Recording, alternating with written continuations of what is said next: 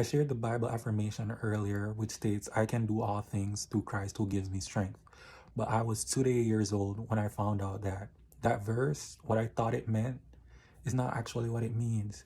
I thought I can do all things through Christ, who strengthens me, means that I'm just like a mighty Christian and I can do anything at all that I put my mind to. That's what I thought that the verse meant. And then I went down this like rabbit hole of thinking of that time that I applied for that lifeguard job, knowing fully well that I can't swim. And so I went to the interview because I'm like, I can do all things through Christ who gives me strength. And for the job interview, I had to do 4 laps up and down in the pool. Mind you, I can't swim.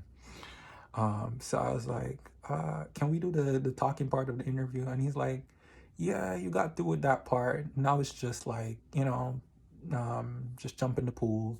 And if you can do the 4 laps up and down, then you're good to go. So I go in the pool with the little swimming that I know. And like halfway through the first lap, I stopped and stood up in the water because I'm over 6 foot. So I could stand in the water and, the water not be that high. And he looked down because he was looking from above at me in the pool, the lifeguard or supervisor, whoever he was. And I looked at him and he looked at me, and I'm like, is this it? And he's like, yeah, thanks for trying out though. And I'm like, I thought I could do all things through Christ who gives me strength.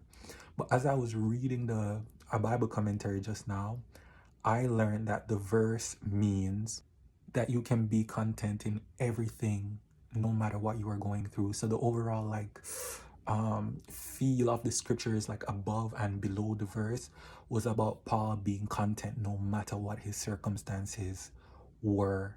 And I think that's so powerful because it reminds me of so many Bible characters who were not in the best state, but yet still they were content, and they were praising God, serving God in spite of their current situation. For example, Joseph, he was in prison, but while he was in prison, he was still like learning more about God and serving God diligently. Or when he was working as a slave in Potiphar's house, like he was still diligently working as if he was working to God. And so he was content in all things. And I think as a Christian, that is such an important characteristic to have, that you are content no matter the circumstance, because you know for 1,000% sure that God has got your back, that God's got you.